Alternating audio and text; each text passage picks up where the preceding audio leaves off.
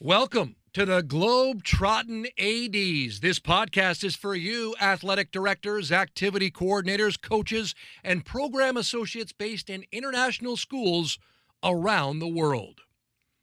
The Globetrottin ADs is proudly hosted by Nick DeForest from the American International School Vienna and Matt Fleming from the American International School of Budapest. Here they are now, Nick and Matt and the Globetrottin ADs.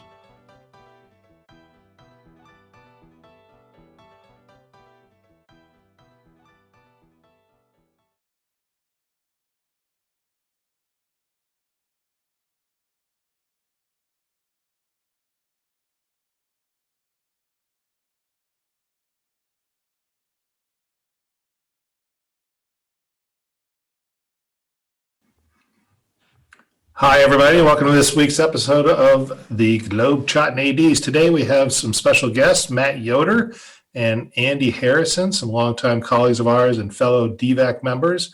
And we kind of have a unique topic today. We're going to talk about the changing role of the athletic director in international schools. We're lucky that our two guests have a variety of roles in their schools, not just AD. And we're going to explore that a little bit and dive into their roles, their jobs, how things have changed, and especially in the pandemic, how things have really changed for them, and how they've managed that and strategies they've discovered. So I just want to welcome them, and I'll turn it over to Nick. How you doing, Nick? Yeah, pretty good. Thanks, Matt. And actually very excited to have these two guys on. Sometimes we go all around the world to find guests, and today we've gone as close as we possibly can to each other, to, as you said, the DVAC team here. I think the three closest schools, right? So Bratislava, Budapest, and Vienna. We make up almost all the schools in DVAC.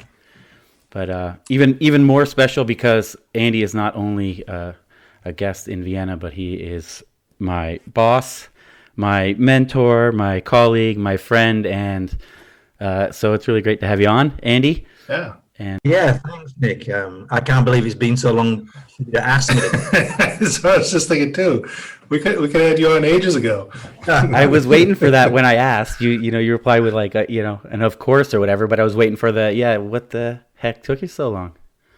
But no problem. We're here. We found a topic that suits, I think, at least both of you guys, Matt and Andy, really well and topical right now. So, but before we get into that. You heard a little bit about these guys from us, but Matt Yoder, why don't you start first and give us a bit more of a profile, at least title and full school name and stuff like that. Yeah, sure, guys. I've been waiting in the wings, much like Andy, wondering when you're going to invite me on the show. So I'm glad I'm here. I'm Matt Yoder from Knoxville, Tennessee, the Director of Instruction at QSI International School in Bratislava. And I've been here in Bratislava since I pretty much tell everyone forever, but since 1999. And I've been working at this school since 2013. I've been an athletics administrator since 2016, I think. And then in 2018, I became the director of instruction, which puts me in kind of a much more of a head of school and academic role as well. So the director of instruction is kind of like a principal of a high school. Awesome. Cool. What about you, Andy? Yeah. Again, thanks for having me. I'm an awful lot older than Matt. So I've been in international education over 30 years now, 10 years in London at one of the big four London schools there in Cobham. And then the rest of the time, I forged a career here in Vienna at the American International School, starting out, as a PE teacher, coach, then head of department, and then athletics director. I think we'll talk a little bit later how it's evolved into quite a different position. And although Nick refers to me as his boss, if truth be known, he pretty much runs the place and just makes me look good, to be honest. Well, it's debatable. Certain areas maybe, but not others, right? I smell a pay raise, maybe, Nick. Yeah, I don't think any ADs are getting pay raises in this age right now, Matt. Let's not jinx ourselves. Yeah. All right. Well, yeah, let's get into it. So, changing role of the AD, and of course, as we mentioned in the pandemic, but I think it started to happen earlier than that, and specifically with safeguarding, child protection, as that became a massive thing on all our radars. I think that a lot of schools realize that ADs were doing those things already. You know, on every trip we take, we're looking into those areas, if not as in depth as we are now, but we were. So I think a lot of schools look to their AD to help them, you know, with their school-wide protocols and initiatives. Yeah, for sure. And I think when you look at the way leagues have touched on this and developed policies in their handbooks over the years, it's all kind of rounded back towards safeguarding with regards to housing and the rules and regulations for that, and just keeping track of kids and looking after them when they're in your care within your community. So I think athletic directors have definitely led the way in schools and been a great resource for schools to go to for this topic. And Andy, you're specifically, tell us a bit about our situation, because, you know, you're not the athletic director. I'm not the assistant athletic director. You're the director of the events office. With it comes a lot more responsibility, but can you talk about our evolution? Yeah, sure. I mean, to be honest, the concept of an events office was a guy called Tom Roberts, who used to work at our school as the activities director.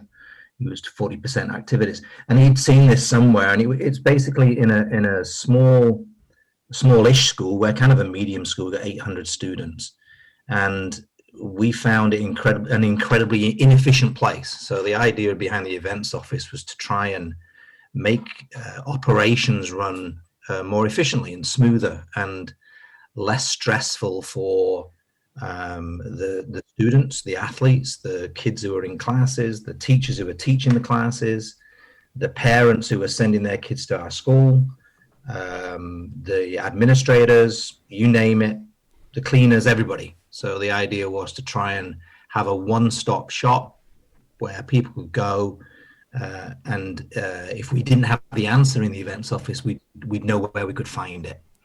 So it was that almost 15 years ago now, and we've come a long way. And yeah, we're multifaceted. It's a small team of 5 people. We do everything from the daily bus service to the event management, which is obvious, to, gosh, you name it. And we'll talk a little bit about the pandemic later, but just about, I think it is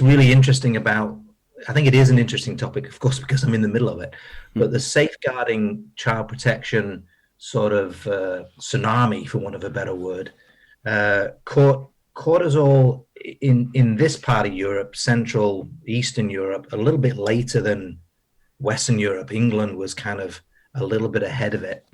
But it became a real topic for athletics directors, I think, obviously, because in international schools, to survive with our competitions, we have to use housing as how we billet the kids, where they stay overnight. The tournaments are usually 2 or 3 days with 2 or 3 nights accommodation. And if that were in hotels, you can imagine the cost would be fairly prohibitive. So most of the conferences are based on this concept of housing.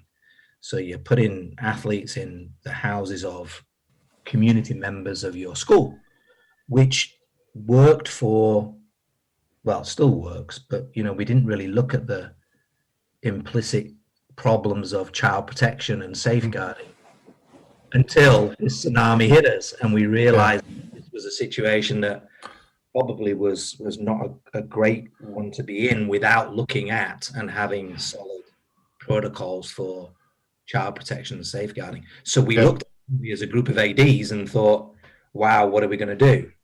In our school, in Nick and mine school particularly, we hadn't really done much work on child protection and safeguarding within our school community on trips, any sort of trips, whether it was the ski trip or whether it was a retreat or whether it was the chemistry trip or whether it was an athletics trip.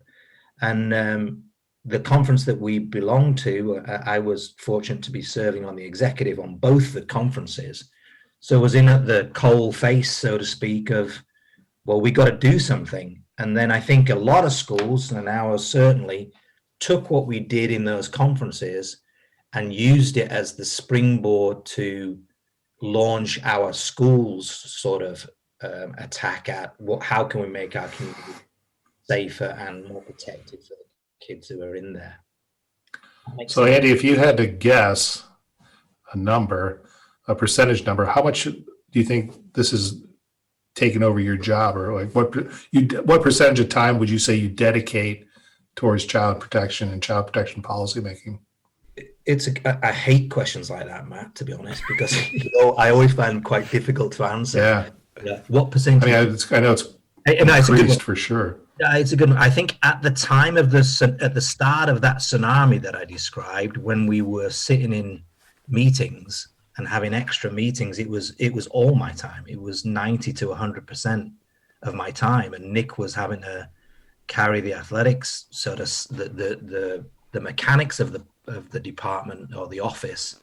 He was doing it, and I was, zipping around Europe meeting with this AD and that AD, yourself included, Matt, as we developed the DVAC side of it, and it was crazy. What I found a little bit interesting, frustrating, was that suddenly we had this massive responsibility, because we all, as we delved into the topic, we all realized how serious this topic was and how evident it was in all our communities. That's the sad thing. You don't have to look very far to find children in danger.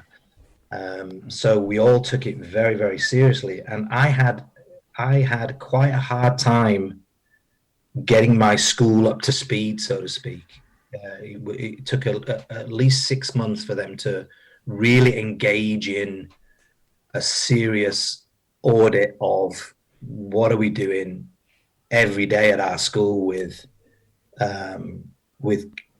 guys who give tuition, tutors, yeah.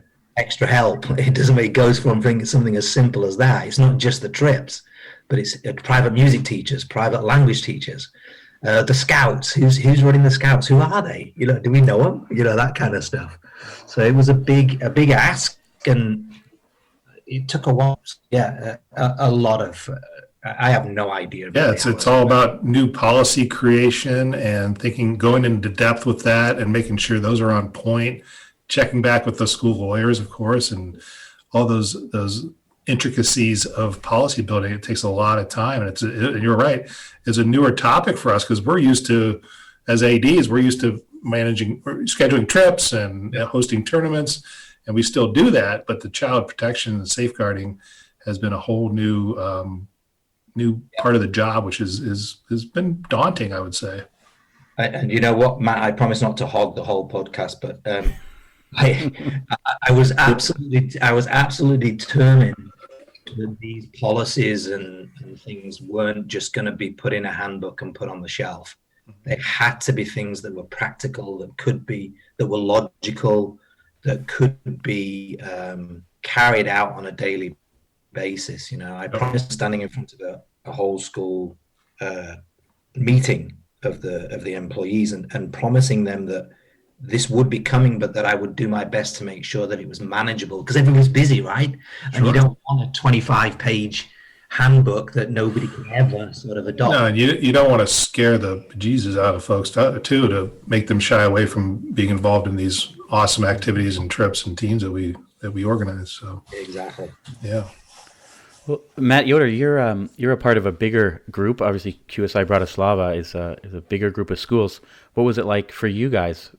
Yeah, it's been interesting for me in particular because I've kind of had a foot in both in two streams really, because I've been as an athletic director and as an administrator involved in the safeguarding of child protection in terms of making policy and rules, but I've also we've implemented a child protection curriculum here at our school and at all QSI schools called Keeping Safe, which is out of South Australia. And so I went a couple of years ago for a training to become a trainer in this curriculum. So every year I do a training or a retraining for teachers. And so what a big part of our child protection philosophy is empowering children so that they can kind of be, because if they kind of are unawares and simply expect us to protect them, we can't do our job nearly as well as we can as if we give them a set of tools to help us, and that's different for a 5-year-old and for an 18-year-old for sure. And we have a lot of different ways of approaching different age groups. But what I do every year is we train the teachers or retrain the teachers in terms of delivering a child protection curriculum. And they do that on a weekly basis, like as a part of their homeroom. They do a child protection lesson. They don't call it their child protection lesson. Trust me, that would be really uncool. Right. Okay, kids, sit down for your child protection lesson. It goes from things as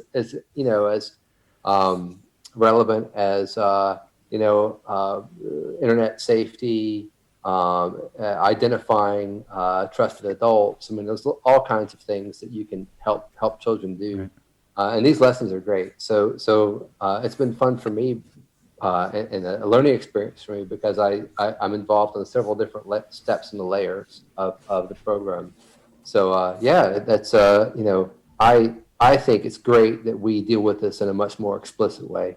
I mean, for my whole career as an educator, child protection was an important thing for me, but I could never, for the first few years, I could tell you that it was important for me, but the explicit way that schools are dealing with it now is so important. The way we're acknowledging it and putting policy to it and I mean, dedicating seat hours in terms of instruction to our kids to it. I think we're making really huge steps in the right direction.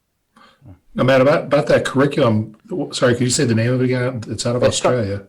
South Australia. It's called Keeping Safe. Okay. And that's a child protection curriculum. Anyone who's listening, who's responsible for this, I think it's a great way to include the whole school community, because we have a parent education part of it.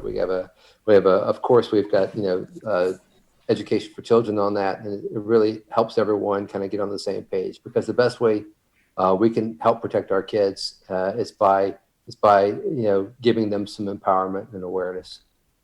And are you the one who's overseeing the implementation of that in your school? Yeah. Okay, so you're the child protection point person, I suppose.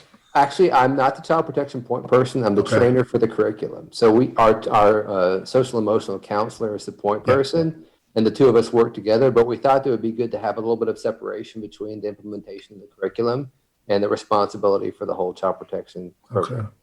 Okay. Yeah, because that's another thing you're seeing. You're seeing that there's a designated lead nowadays, which has evolved in the last few years. Who that point person is for child protection issues, in case there's an incident that happens within a school, there's somebody who can help guide the documentation or the policy implementation of the issue. And Andy, is that you at your school? It isn't actually. It's our middle school principal, but he heads up the team of child protection. I think it's a good point to make here. As Matt was describing the curriculum side of it, that's an awesome example of the tangible stuff like background checks, like online training for coaches, that kind of thing. That they're all good. But I think the child protection officer or designated lead, whatever you call them, they are very much responsible for making sure that there's a fluid and easily accessed reporting mechanism that everybody is aware of, so that it's not an unusual, not that you want a lot of reporting, but it's not something that people feel terribly invasive for them to do, so that they know who they can go to, whether it's a kid wanting to report a concern or a problem of a kid that doesn't seem right, something like that, like maybe they're being neglected at home. That teachers know who they can go to, that teachers know how to react when a kid comes to them. There's an awful lot involved in it. And I think those two halves are as important as each other. I'll just go full circle. I do think it's quite interesting. When I think now about how we all run tournaments, let's say we're hosting a DVAC or a SKIS or an ISST. And I remember in my early days, which is a lot earlier than all of you three, you would put a lot of energy and a lot of effort into the making sure that the environment was great for the kids to have the athletic experience, the officials are right, the playing platform was perfect, the website was up and running, the bleachers were all there, the mascot was done. And you will have worked on the housing beforehand, but honestly, once the housing number was reached, we needed 90 beds. Once those beds were reached, it was pretty much relax. Now I find the actual housing of the kids, making sure that the kids are aware of what their responsibility is as a guest, and then what the responsibility is of the host, and then what the responsibility is of the visiting coaches to make sure that they're on the same page. My gosh, it's incredibly different. Yeah. You're being awfully kind to yourself there, Andy, with saying you had a website. I was thinking you were going to say you were sending faxes back and forth. That used to take a lot of time. Carrier pigeons. Maybe even predate faxes. You're not as old as you make yourself out to be there, Andy. Or at least you're a lot closer to Matt's age, Matt Fleming's age than Matt Yoder and That's mine, right. that's for sure. But, It's just a number, Nick. It's just That's all. I don't know how old you think I am, guys. you Old look, enough to know what a fax machine is, I Yeah, think. right? Absolutely. Absolutely. we've all aged, 10 years in the last Right. year. At 10 home. months. Yeah. Yeah. Oh, yeah. Exactly. this sense of humor that you're witnessing through the four of us. It is hugely important when you're dealing with something as serious as this, honestly, that you do keep a sense of humor and perspective, and it is great work because it does get a bit glum and it does take a lot of time.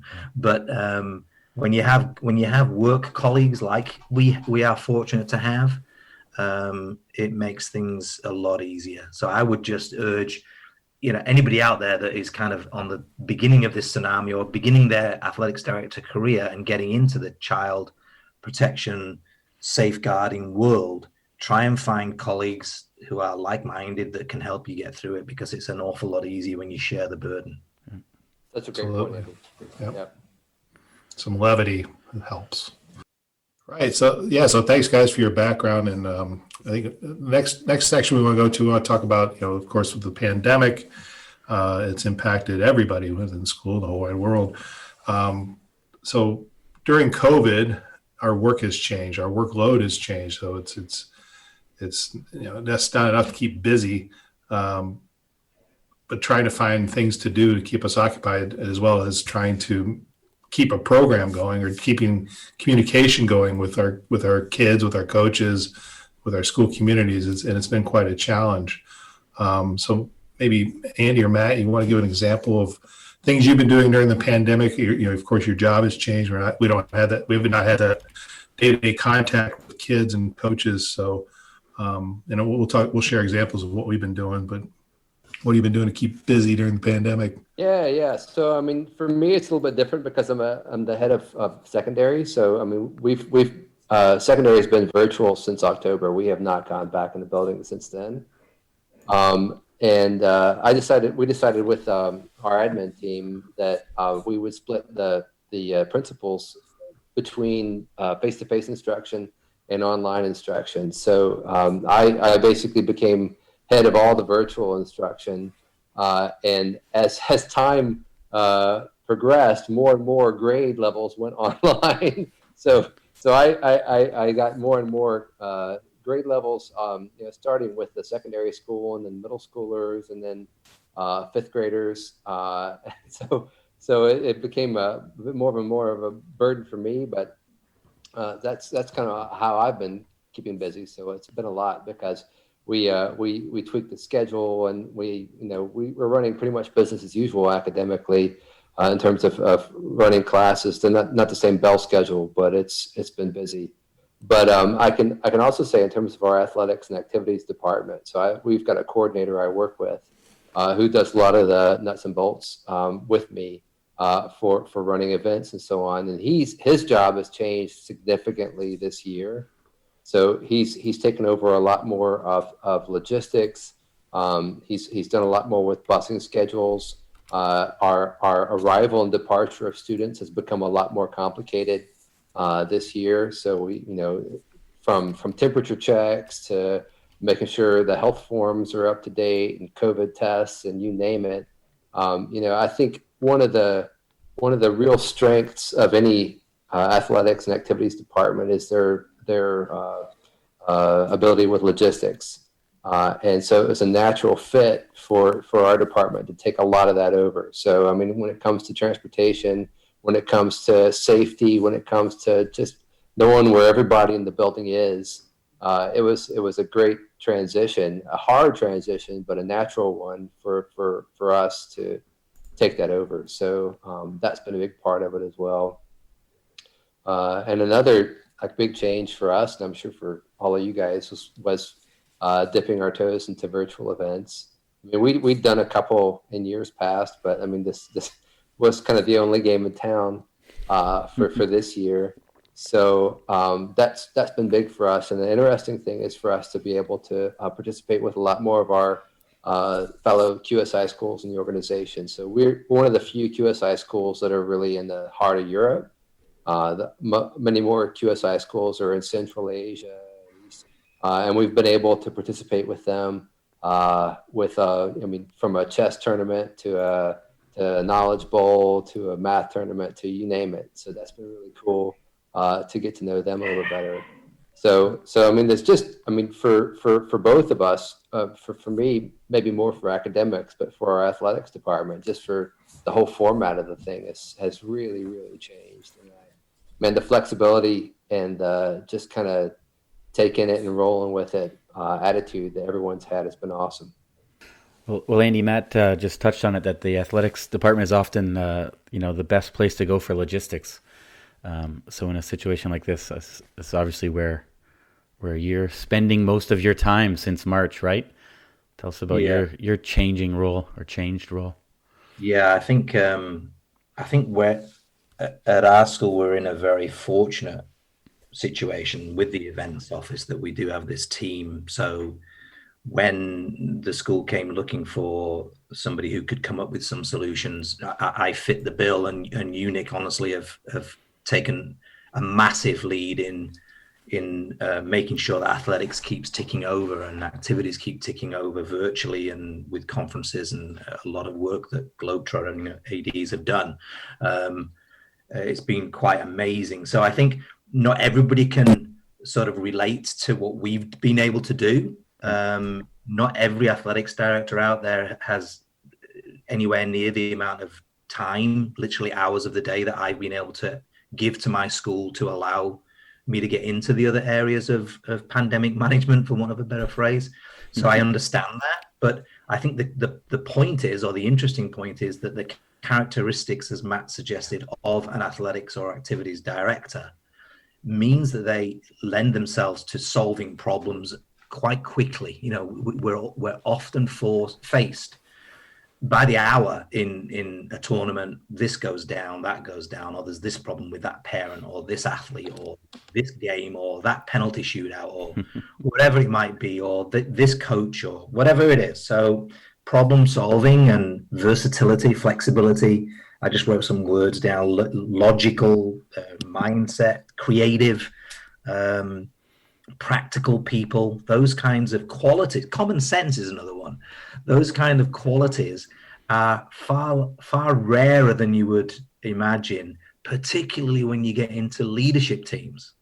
And I've been on a leadership team for over 20 years now in a top-ranked international school in Europe, and it's very difficult for me sometimes to slow myself down, to allow everybody not to catch up, but to allow everybody to be involved in the solution and not come across as the person that has all the answers all the time. I think athletics directors have that kind of toolbox to be able to get there pretty quickly.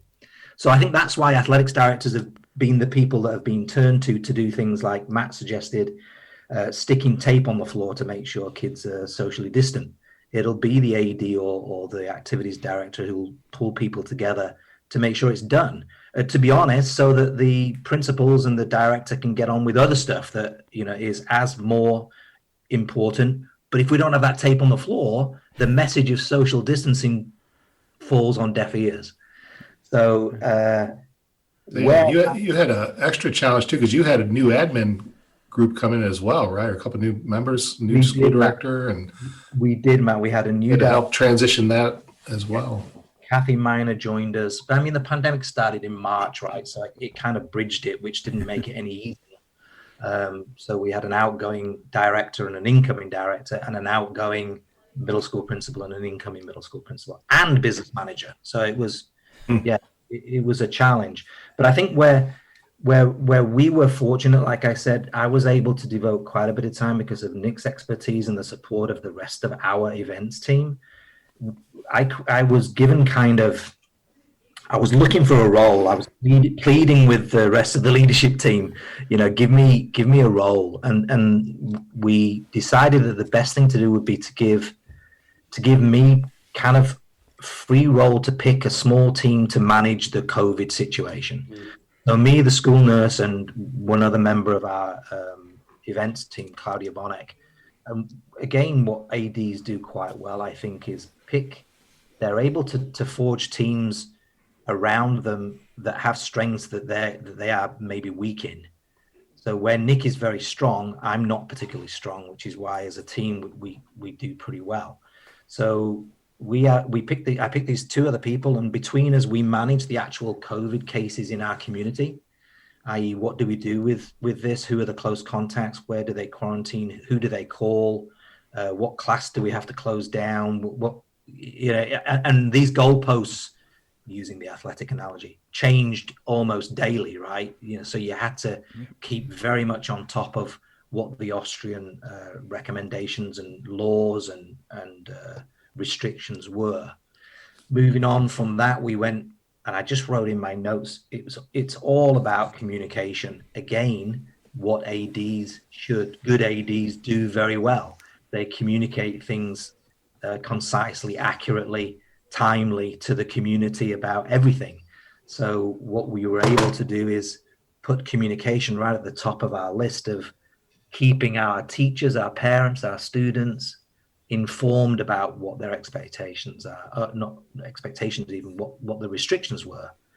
So we're in the middle of this, still in the middle of it, where we're glued to the newspapers as well as the Ministry of Education and the Ministry of Health. We're in the middle now of the protocols for antigen testing of kids when we come back on campus, and the PCR testing of employees weekly as part of a three-pronged attack to try and make sure that the virus is controlled as much as possible. So yeah, my role is not an athletics director at the moment.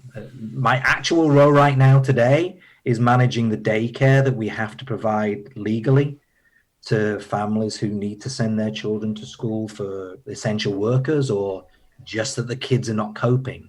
We have maybe 50 kids on campus between the ages of 5 and 10, and about another 20 middle school and high school kids. Some of them we're bringing in, but many of them are coming in because their home environment, they're not productive, bottom line. Right.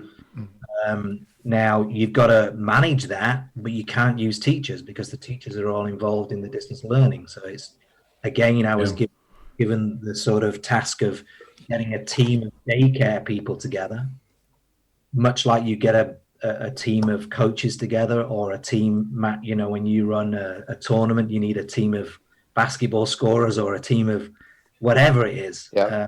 So I think that's why we tend to find ourselves pushed to the forefront when there's a need to provide a different kind of service that maybe isn't in the skill set of other employees. I would also just break in there and say that, I mean, the AD has a very community-facing role where you're dealing with student athletes, coaches, and parents. I think in terms of communicating with parents, that's the one piece that's maybe the hardest for a lot of school employees, for administrators and teachers, and not just communicating with them, but listening to them and dealing with the variety of issues they have. So, I mean, that's a huge piece, and the AD is kind of perfectly built for doing that, because there's no, I think, a bigger challenged at communicating with parents at a tournament, for example, when there's a lot of hot tempers abound. Yeah. And moving parts. Yeah, I think where AIS was, where we're fortunate in maybe the new leadership, Matt Fleming, that you referenced. I think what we found at the beginning of the pandemic was that the leadership team and I'm talking about the whole leadership team, so maybe 8 people, were spending an inordinate amount of time dealing with individual COVID cases or individual COVID protocols. And in my mind, pretty quickly, I sat down with the boss and said, this isn't tenable. It doesn't, there's no way that we can have 8 leaders working on what this communication is going to say to the community. Let me take it. Trust me, I'll keep you informed, and you guys go and do all the run the school. Yeah, exactly. Yeah. It's now online, right? So it's so much more challenging. And to be honest, they were awesome. It must have been hard because that idea of losing control is not one that fits very well with educators, is it? We all like to have control, especially people like me who are control freaks. But they did that, and it's worked. I think, Nick, you'll agree. It's not seamless, but it's worked better, hasn't it? Yeah, absolutely. Yeah. So today I had an interesting chat with one of my coaches, who's also a PE teacher. I was making my rounds today, and he asked me. We were just talking. We were saying what this weekend would have been, what we would have been doing. And of course, I would have been in Vienna because it was a basketball tournament there. I probably would have traveled with our varsity girls team. And he's our swim coach, and we were talking about it. We would be hosting a skis meet coming up. And all these things laid out, which would have been great. So his question to me was, well, how's this going to go with housing down the road? And my question, of course, is I don't really know at this moment. I mean, it's really all up in the clouds. So as a lot of things coming down the road are uncertain with how things are going to pan out in the next 2 years. So whatever it's going to be. So I guess my question is to you guys, with these evolving duties, these evolving role changes, could this be just the start of things to come with ADs in schools? Or is this just something maybe we just have to kind of patchwork and help out with, and just to help out as we need to keep things going smoothly? Yeah, I think this is a paradigm shift. Yeah, I think that there are going to be some differences going down the road that will just stay there. I for one think that the creation and coordination of virtual events are going to be with us from now on. And I think it'll be a fruitful part of a school's athletics and activities portfolio. For example, cross country, but it's not just athletic events. I think you can have a decent cross country interaction or swimming or swim meet.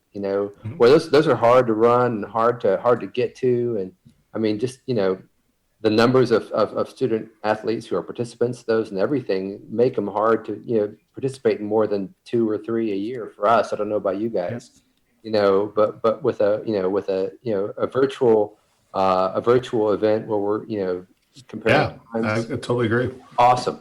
It's not just a knowledge bowl or a speech and debate or a robotics event. It's the athletic events that I think we can think of in a more global way. And this is something that will, I think, make a difference in terms of a school's carbon footprint as well. So I mean, it could be something that comes new into the rotation. There could be another line in the column. A line in the schedule of CSER, SKIS. The whole schedule for the year. Maybe there's a virtual event that gets plugged in, or even seating. You compete with us in the same league a couple times instead of a one-off event where you have some kind of interaction and competition to begin with, where you've got seating, and then or a qualifier. Qualifier, and you finally meet the team, and then you've got some background with them. Hey, there you go. That could help solve the housing issue. You got less. only the top 50 go. I wasn't thinking that, but that's a shrewd play, Mr. Ooh. Anyways, I do think I'm not sure, Matt, that I think paradigm shift is a good phrase. It must be a buzz phrase right now because I hear it a lot in my leadership team. But I think pandemics do bring about paradigm shifts, don't Right. they? I mean, things like the General Assembly. We had more people attend our General Assembly online than we've ever had come to the theatre. More parents attend the Parents' Evening for report cards than we've ever had in person. It just makes sense, to be honest, Right. when you have a parent meeting for the school for a family to be able to, cook dinner and get everything done normally, and then sit at their dinner table and put the laptop on. It makes total sense. Jump right So I in, think right? Absolutely. yeah, that stuff for sure. I'm going to fight tooth and nail that.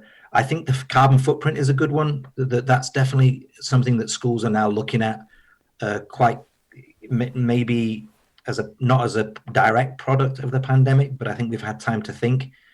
Does it make sense flying all over all year so many times? Maybe it's time to look at that. So maybe that regional question is going to come back again. But I'm going to fight tooth and nail to maintain some kind of housing experience within schools. Because I agree 100%, Andy. Yeah, we need to have it. it will be a challenge. It will be a challenge. And, fingers crossed the vaccination programs across the world will take effect, hopefully quicker than slower. And I think that will, mate, it's interesting, isn't it? We all have medical protocols at school for like fever and all that kind of stuff. And we've all been athletics directors that in a tournament, a kid gets sick. Now it's got a whole new sort of edge to it. Wow. Right. Yeah. So now when the kids get sick, I put them in this isolated room with a UV lamp. Yeah, and the school nurse walks in a scaphandre and a mask. Oh, jeez. It's like the scene out of E.T. yeah. Andy, you and Matt, you both talked about all these great qualities that ADs have, and I think there's more and more COVID officers out there.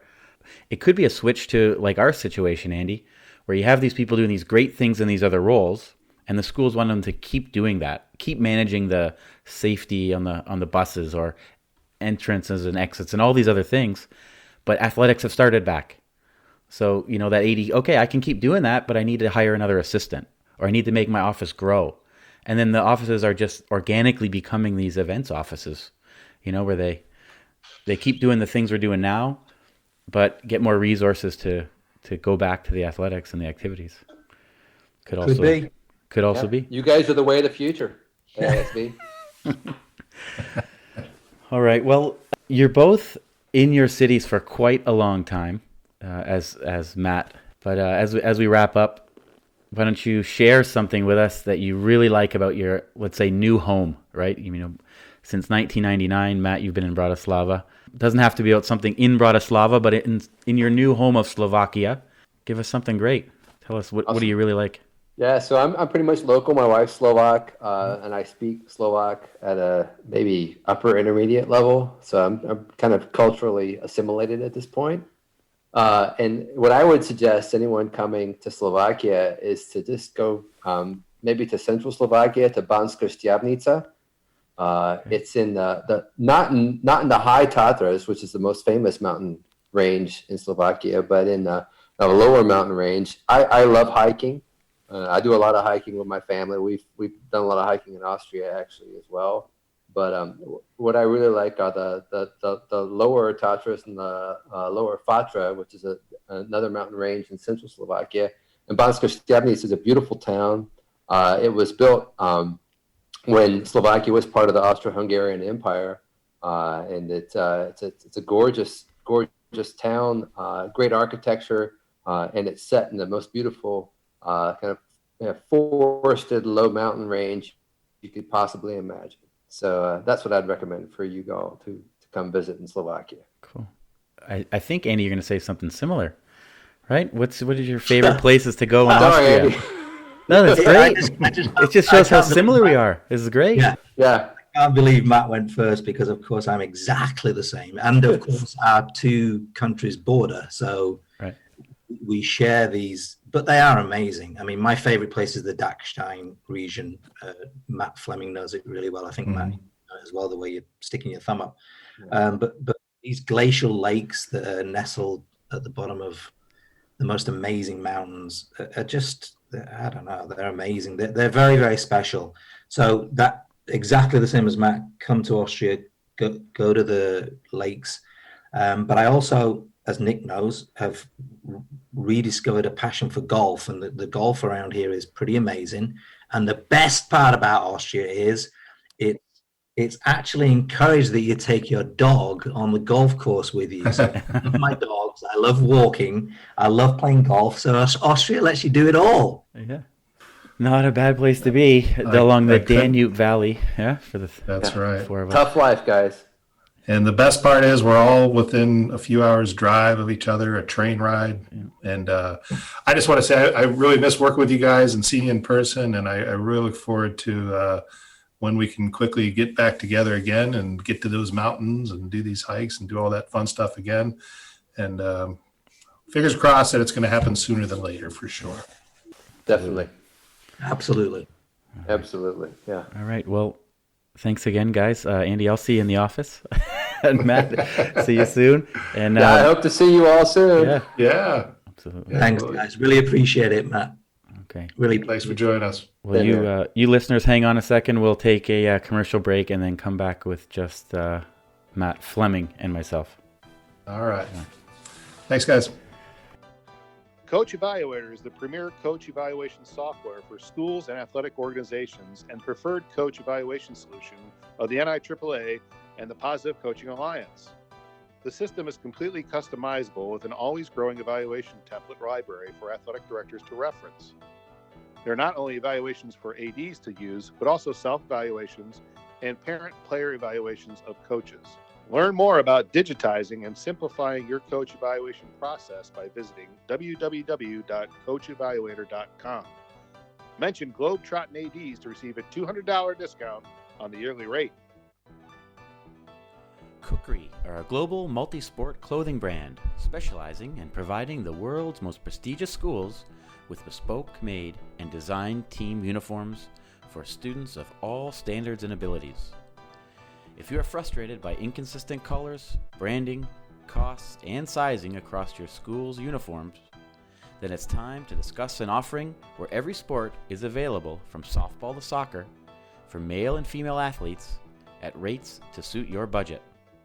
To find out how Kukri could elevate the apparel of your student athletes to a professional level, email the team at contact@kukrisports.com. A dedicated sales manager will offer you a quote today. Mention this ad and receive a special offer on your coach or PE staff order. So big thanks for Andy and Matt Yoder for joining us today and talking about all these changes that are taking place in the AD world within schools. And I know from my personal experience, of course, my job is much different than what it normally is. I've taken on some additional tasks, some new tasks, for example, with helping coordinate the virtual events with our coaches. We mentioned the cross country. We'd love to do a swimming, but unfortunately, we're not in right now. School pools closed as well. Another task I've been asked to help do is a little bit of student wellness check-in. So we've identified a couple kids, and I'm assisting with the counselors and just checking in on kids. Another voice that can be there to help kids out if they need it. That's been a positive. It's good for me to allow me to kind of connect with kids still, even though I don't see them in the hallways like I would normally like to up in the high school area. But another cool thing I've been doing or been asked to do is kind of kick off a wellness portal or like a wellness resource for our school. So I'm working on that with our admissions office as well as some of our coaches who had this idea of getting our community to contribute to a web presence somehow where they could share wellness ideas of what's happening in Budapest. So I'm helping to coordinate that, which has been kind of cool.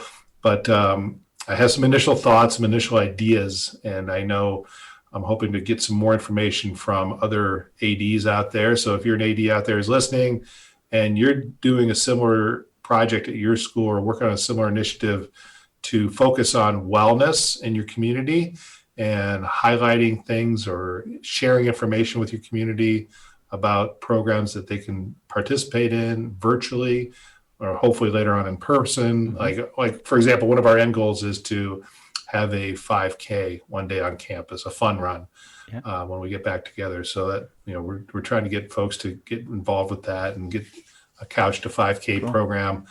And so, if you're an AD out there and you have some background on this or you're working on this or if you need some help, head us up because we're going to try to make this an episode down the line as well, focusing on wellness initiatives and how the AD's role has assisted with that in schools. Great. So wellness for kids too, Matt, or just like the whole any part of your community, kids, right?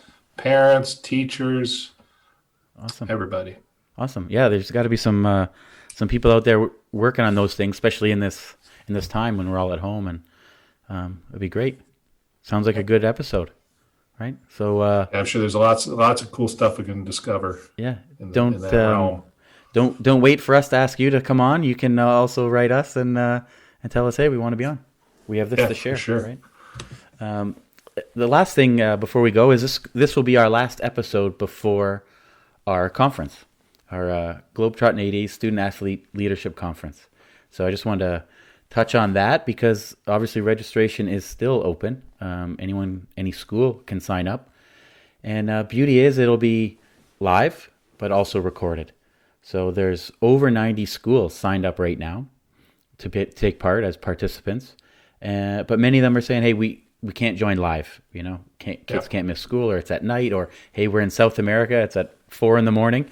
But we want to see it. So this can be a resource for you too, for your students. So sign up. You'll get the links after it's over, and you can watch these sessions led by students whenever you want. Yeah, really looking forward to this taking place in a couple weeks, and I'm very excited. We have one of our kids is going to be presenting. I know we'll have some of our high school students signing up for it. I've already advertised it in our school, right. And they've reached out to me saying they want to be a part of it, which is great. And so it's just going to be really cool to have kids presenting to kids, right. And they're coming up with the topics and they're coming up with the presentations. So we're kind of just plugging them into the schedule and letting it go, and doing all the logistics, of course, is what we do. Right. But I'm really, really looking forward to seeing kids do their stuff, strut their stuff in this virtual conference. Yeah, and it's really cool to see it all come together. Because there's presentations from ADs that we know really well, and schools we know really well, but also from people that I haven't met before. Just saw it online or been connected through the conference. So the community is growing, and that's what we want with these kids, right? These Globetrottin athletes to connect around the world, and this could be a start of something. Who knows? Could be a university in 2 years, and one kid said, hey, I was in your workshop. You were talking about the Penguin Leadership Program. And just to branch out. So pretty cool all around. Also just short thanks to Ethos and Huddle for the sponsorship. And of course, Sebastian Bellin will kick it off, and Greg Dale. So there is even some great content for adults, right? So yeah, great stuff all the way around. So if you haven't seen the schedule yet, if you want to get familiar, just go to our website, globetrottinads.com, and there'll be a link there for the student-led conference, and you can see the schedule, you can see the flyer, you can see the topics that are being presented each hour. Each hour we have 5 or 6 presentations led by these kids, and I think it's going to be fantastic for our international community to witness. Awesome. And that's when we'll be back with a conference wrap-up, I think, after it's all over. And, we'll do a recap, and who knows? We'll see what comes out of it. Yeah, great. All right. No trivia this time, though. Sorry. No trivia. No. That was fun, though. That was fun. That was a great way to end the conference. Yeah. All right. Well, thanks for listening, and do really write us if you want to be a guest or have an idea for a topic. And talk to you soon. Take care. See you next time on the Globetrottin ADs. Until next week, this has been another episode of the Globetrottin ADs.